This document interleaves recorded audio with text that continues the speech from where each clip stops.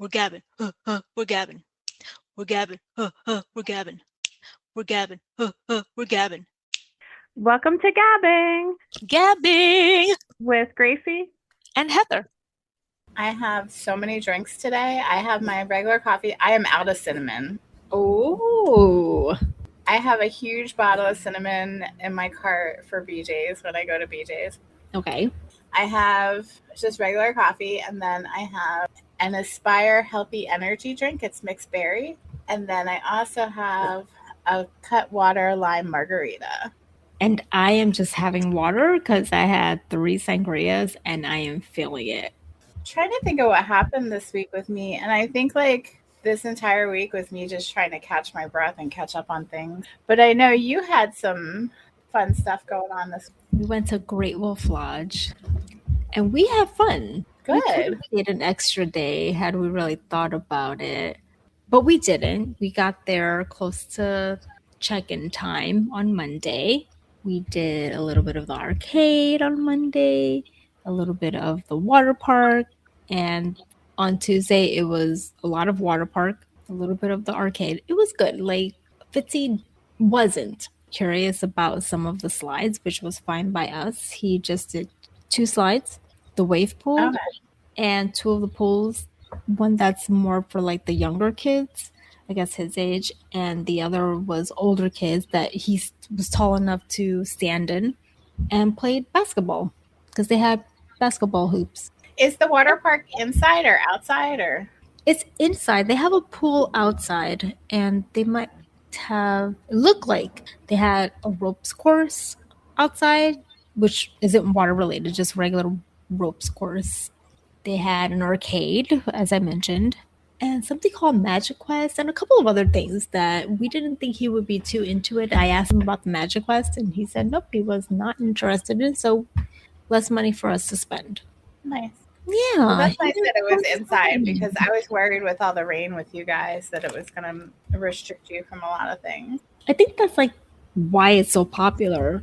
There's Great Wolf Lodge, Kalahari, Camelback resorts that are all indoor water parks. So maybe we'll check out one of the other ones another time. But right now, Great Wolf Lodge was perfect.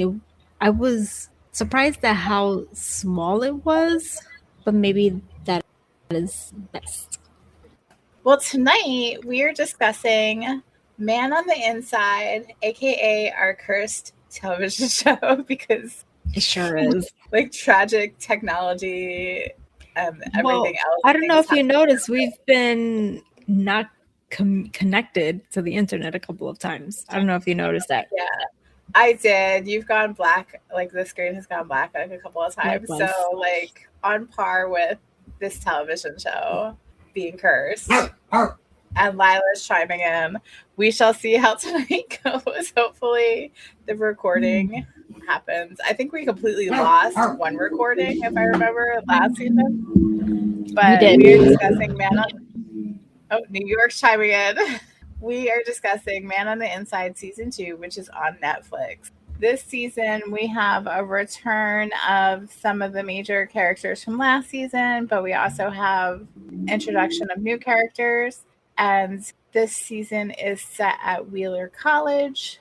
But before we get into any more detail, Gracie, do you have anybody that you would like to shout out as being added to the season? Because I know there's a couple of big names. Yes, I do. We have for this season Constance Marie as Vanessa Cascade. She plays the mom of, I'm drawing a blank on her name, Julie.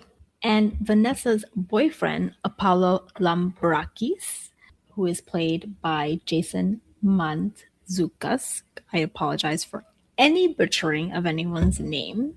As well as the one, the only, Mary Steenburgen as Mona Margadoff. And everyone else, wait a second. Oh no, I was going to say, and everyone else I do not recognize, but there is someone who I do recognize from New Girl. I don't know if you ever saw that. Max Greenfield as Jack Berenger. Also Gary Cole, how can I forget about him, as Brad Vinnick. David Strain Strathart? I don't know how to pronounce Oh his last gosh, name. how do you say that? David Strathard? Okay, Strathard? thank you. I There's a don't lot of people think here. it's I right didn't even either. recognize it. He's definitely aged. Like he looked familiar, but I just wasn't putting two and two together. He's in a lot of stuff. Girl. Benjamin Cole. Kerry. Oh no, she's a returning character. I think that was it. Heather, anyone else? I think that was it. What about? Sorry, I'm eating a biscuit. That's okay. What That's about okay. the woman who she wasn't in it a whole lot, but like Calbert meets her at the reunion and starts dating her? Oh, Jackay. She was in 2 like episodes and barely in the full episode, so it's kind of like hard to. But they Jackay are Harry dating. as Joy Taylor. Oh my gosh, Okay. she is like classic right there. I don't think that I there couldn't is picture her face as I was remembering. I just remember like when she came into the reunion, I was like, oh, I like her. So yeah, so the gang gets back together, or part of the gang gets back together to investigate.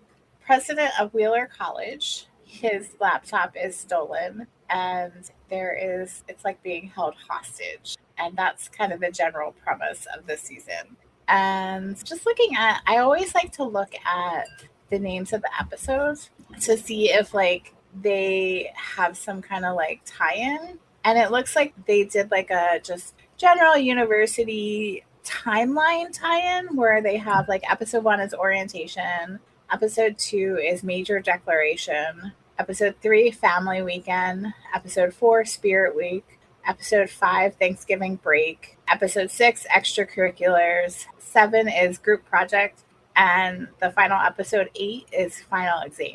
So it kind of takes us through the school year. Or really through a semester. Like the first semester. That's a good point. I wonder how long this season takes. Like, is it just like one semester or is it the full school year? I don't know. They made it seem like it happened kind of quickly, but maybe I would say like, yeah, it's probably less than a semester. But yeah, you're right. It's more like rather than the whole school year. Because, yeah, they don't have winter break or anything like that. They just have Thanksgiving break. So it's like your fall. Yeah. Good point. Yeah. I thought it was a good season. Again, like this show is not to be taken seriously. Yeah. But it also does have like it doesn't have like a ton of deep stuff in it, but they do seem to focus like on mental health. I'm gonna say They do. Where like last season it was like grief and memory loss, and this season there's still like a lot of grief, but it was like mother-daughter relationships, moving on like with new relationships and stuff. Mm-hmm. I think that Charles, his relationship with Mona was exciting and new. Mm-hmm. He got caught up in the moment, but it wasn't him. It was almost like she's the opposite of how his wife was. Exactly. And maybe that's what he was looking for and why he got caught up. Maybe. She's enchanting. Yeah. I thought her character was. She's very whimsical. I think it's easy to, yes, charismatic in her own way. Yeah. And that is someone that you can easily fall for because she was caring enough, you know. Mm-hmm. She did do things that he didn't appreciate. For instance, Thanksgiving, inviting everybody over. He had a tradition that she went ahead and broke without really asking. But I can see how he continued to be with her even after that, because you can have a conversation and she can understand that, but she's still a free spirit and he's not necessarily a free spirit. And I feel like it's very relatable because, like, I think I've talked to you. I don't know if we've talked about this on the podcast, but I know I've talked to you about how, like, there's someone in my family, at least one person, probably multiple people, that it's like, even though they should know or they outright know that you wouldn't want something, people have a tendency to be like, well, this is how I would want something to be. So of course everybody else is going to want it like that way. So she likes to have like a big ruckus time and have lots of excitement and stuff. And he is like, no, I like my traditions. I like it to be like a very intimate event and stuff like that. Mm-hmm. And so even though she should know that about him, And he does keep saying it, probably not in as like blatant and forceful a way that she needs it to be said. Like he's like, he'll make like little comments, like he says like, oh, there's a raccoon over there, do you want to invite them too? So I think he needs to be like firmer and clear with her, but it is like very relatable that like some be that way. It's kind of like somebody that, oh, we in one of the books we've read where like the person threw a surprise party for their boyfriends, even though they knew their boyfriend hated things like that. But they like things like that. Like it's just there's so many instances where you see that happen with people. You are right. That is Mona's character. Yeah. It's hard to see her as not caring, but she clearly is disregarding the want of Charles, essentially. He wants things to be this way and not that way. They are very different individuals. She makes a lot of assumptions because she does that with him moving too. So does he, though. Yeah, that's true. They both make a lot of assumptions. But I was thinking about like how he, without even like consulting, he was like, oh, we're going to move to Europe for a year. I forget where it was, like Croatia or something. I think Croatia's right. This is kind of a bummer of one, but I had like a relatable moment in another part of the show today. How Julie, no. I keep confusing Julie and Emily too because they flipped names last season. Emily. Real daughter or fake daughter? Real daughter. How she had her crash out about Emily missing her mom. And I did that while watching Bridgerton earlier today. Oh, you did? I did when Benedict. Oh, wow. I think it was when Benedict and Lady Violet were talking. I can't remember. I had a mini crash out earlier, like Emily did in the middle of Thanksgiving, except I was alone. You are allowed. You are allowed. And poor Emily, she was struggling so much on whether or not to do the pecan pie. Yeah. It was like watching a tennis match. It's like, are you going to do it? Poor Joel. You're going to do it. You're going to do it. You got to do it. The ever-patient Joel with their 3 kids and now take on his wife and her indecision. Yeah. I can't.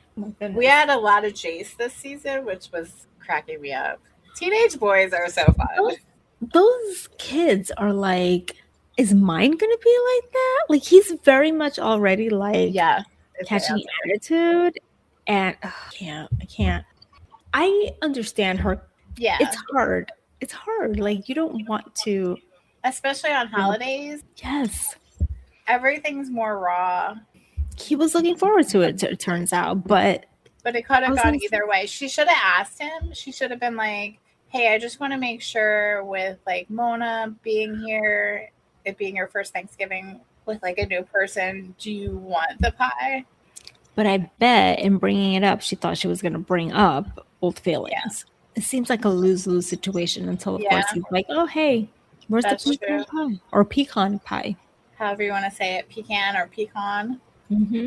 I have no preference. It was interesting to me that we got to know Julie a little bit more. Like, she was able to open up because last season she was like total mystery. Hi, yeah, and with the appearance of her mom, that really like created a chasm, whatever was the word. A chasm. Yeah, and we got to know her backstory. She had a very tough upbringing. I liked that like her mom was confrontational with her. Yes. And like was standing up for herself because that like brought up interesting things. I felt really bad that she was willing to talk to her mom in order to kind of use her to help with the case. And that, like, her mom was freaking out about that. I felt so bad for her. So it brought up like kind of like addiction. Yeah, she put her in a really bad position asking her to come in and do the thing that she had been critical of her for her whole life. It was selfish of her, if you ask me. It was selfish, but it also brought up that like it felt like in Julie's mind, it was her way of establishing a relationship with her mother, which she deep down wanted, but she wasn't emotionally prepared to have it be like a normal mother-daughter relationship, and I'm putting normal in quotes because what the fuck is a normal mother-daughter relationship? Because she was too scared that her mom was gonna let her down. Like, Yeah. It was sad. it was very sad, and it showed that their relationships are very complicated. And even with Emily, who seemed like her mom was the perfect mom, she even talks about how there were like times that they didn't speak, Mm-hmm. and just how complicated the relationship can be. And Julie did not seem to be appreciative of Emily when she started out like that. If I No, because recall. she got defensive, being like, "Oh yeah, you and your mom with your perfect relationship. Was your mom in jail?" Mm-hmm. It didn't really go into who took care of her while her mom was in jail. I automatically assumed that it was the maternal grandmother. I think just because I was raised, like helped raised by my mom's mom. So, that's usually the case. Yeah. That's a really good question. Who did raise her? Yeah, like did she go into foster care? Did she go with a family member? Did she just take care of herself? Like did she slip by through the system and she was just taking care of herself? I was reading about someone this week. I cannot recall who it was. It was a celebrity who was, parents gave birth, whatever, to the child, and I think it was Sylvester Stallone. He was in foster care and an orphanage before the age of 5, even though the parents were around, which I thought was really interesting. And then he was permanently with either or, I can't remember. I don't know. That sounds I just found that interesting. I thought I'd bring it up. That does happen. You hear that from time to time where the parents are like, well, I'll just put them in foster care temporarily because I can't take care of them. That seems so bad. I don't know. But if you're having trouble like giving them the basic things, it's a tough decision. I just think about what they're exposed to in that time frame, I think that it was a different time that people didn't really know what they were exposed to. So it makes me wonder about Julie then. Maybe she was in the same situation. Yeah. It's sad. I mean, she's a tough cookie. She came out okay. Yeah. But she is very guarded. She's very suspicious, as we saw with Dee Dee.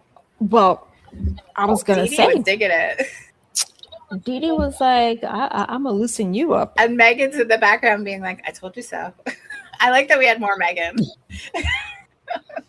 Megan was very, open to say all kinds of things. Because she knows that's what Julie needs. And Julie is like, wait, you're friends with Dee Dee? What's can we talk about this? Yeah, I'm like, are you supposed to be friends with Dee Dee like this? Like, come on now.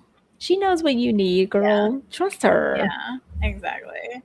So next season will be interesting. And I was wondering, how are we going to keep up? Oh, wait, what's Dee Dee's the actress name? Stephanie Beatrice. Beatrice, yes. How are we going to keep her around? She's a really good actress. How are they going to keep her in the season? And they really found a great way.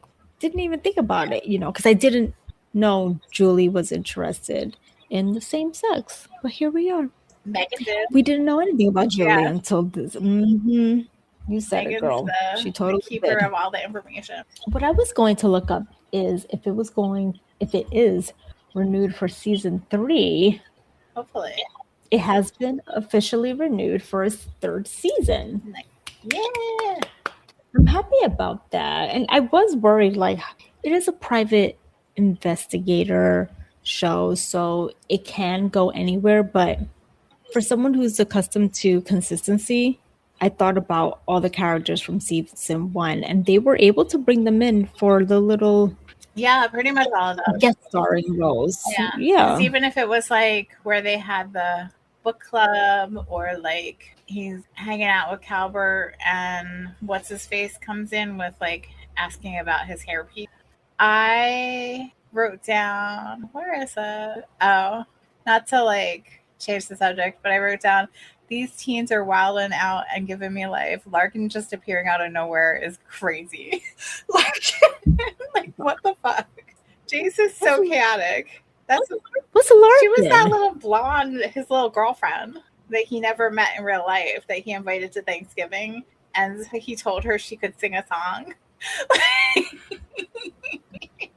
Like, why? Like Jace was like my favorite character of the season. Really? Like the lady that was like, you need to maybe write less worm-based songs. 100%. Like, how are you gonna have a relationship if you're talking about? Well, we all know it was fake, but is it really? He might not be singing, but maybe he's writing about worm-based characters. He did have way too many names of songs that had worm in it to be just like. Is it because of the video game? Is it because of the video game? Right, probably because they have that like football. They wanted, yeah, they wanted to download something that was worm-based. And they did because they were playing it at Thanksgiving, and then like not Jace, but the other one. Parents, he like weren't gonna give in, and they winded up giving in. Oh, God. I can't with them. I just can't. This is my future. Jeez Louise. You better start to learn your worm-based video game. We're very close to getting him like Super Mario Tennis. And Corey was just like, he has enough. He has like 4 or 5 games. Nintendo's the Switch games. I was like, okay, fine.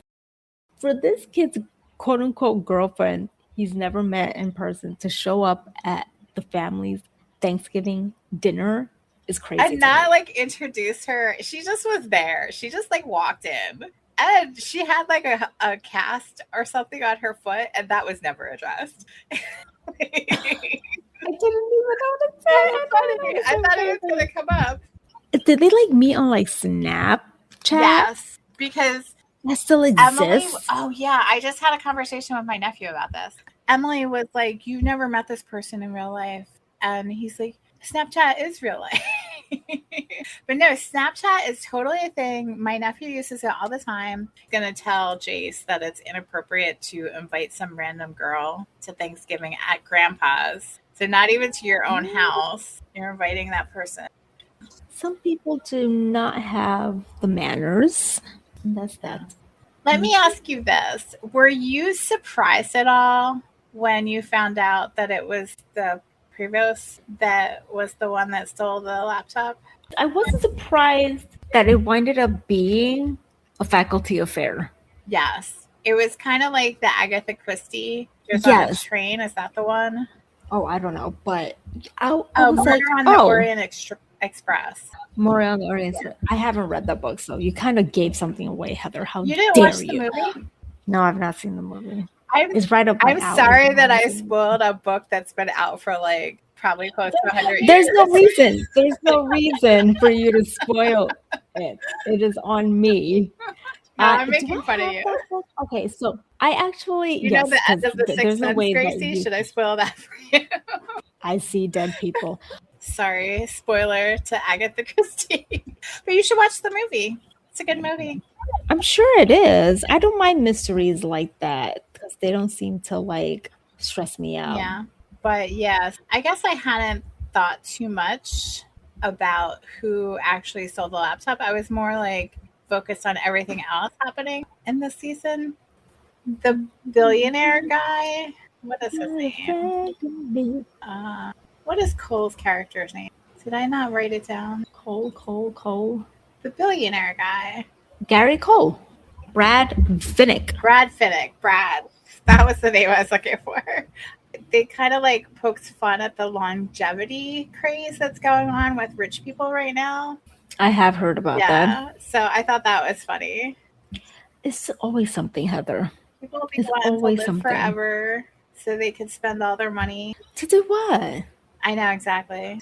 Oh, one of the things, I don't know if you noticed this, but this is like from the creators of The Good Place, and there's a lot of the same people and stuff. We talked about that last season. Mona is a music teacher and a musician. In The Good Place, the actor, Mary Steenburgen, is that how you say her last name? She was also in The Good Place in the last season, and she played the guitar teacher for Ted Danson's character. Oh. And I was like, that's fun. Okay. Like they did like a crossover kind of, because like, and I think they kind of like had a budding relationship. It was implied at the end of the two of them that it was more than like a teacher-student thing. He seems to be the creator like Eric Kripke. He has a good relationship with the cast that he had in the past, and he keeps bringing them back. Yeah. Maybe we'll see what's her face, Veronica Mars, Kristen Bell. So cool. I love her. She loves a good sloth. Yeah, I mean, there wasn't like a whole lot to this season. It was a fun season.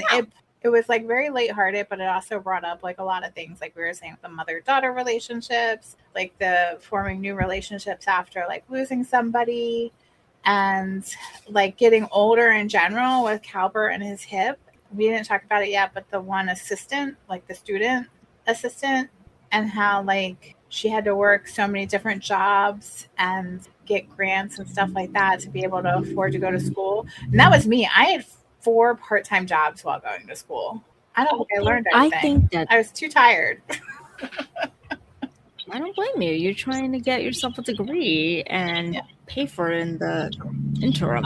I think that they did a great job at exposing us to everything without it being too heavy. Yeah, like Does that they make kept it light, but also informed. And that's the great thing about kind of like in 8 short- episodes? like short season, shorter shows that like are lighthearted and funny. They bring up topics in a really approachable way.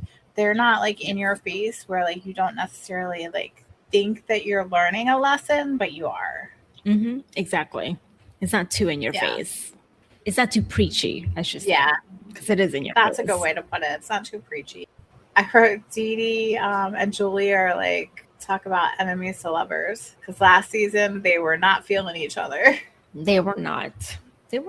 But there's something. Oh yeah. I didn't see anything there, but hey.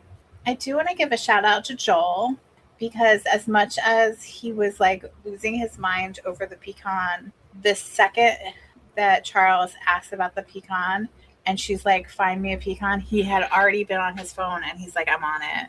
Like, he's a great example of a husband. Yes. Like, he always has her back. He always has her back. He's well aware of what's going on in the family. Yes. Okay? Because you could easily be like, I'm married to you, but I don't care about what's going on with everyone else. Yeah. Yeah. I wonder if we'll get to meet like his family. Oh, that would be interesting. Yeah. They met at Wheeler during orientation, Mm-hmm. and she introduced him to the parents 2 weeks later. That's wild. Sometimes you just know. He found his little penguin. So, lobster. Yes. Well, is there anything else we have to say about I don't think I have anything else. I mean, it's an enjoyable show, and it's like nice that it's kind of light, because there's so many shows that are heavy. Man on the Inside, good show. If you haven't watched it, go back and watch the 2 seasons, because it won't take you very long to catch up. And it's been very long. for 3rd season. It won't. It's just an easy thing to watch. Yeah, it's an easy watch. Go watch Man on the Inside and let us know what you think. Listeners, let us know what you thought about this week's discussion. We are on Instagram. Our handle is @Gabbin Podcast. Go ahead and like and follow us while you're there. Or you could email us. The email address is gabbinpodcast@gmail.com. Let us know what else we should be discussing. Check out our other podcast episodes. We are on all the major platforms where you can find your podcast. Please buy us a coffee. We could really use it. Please do. We need it. Until next time, thanks for listening to Gabbin. Gabbin! We're Gabbin. We're Gabbin. We're Gabbin. We're Gabbin. We're Gabbin. We're Gabbin.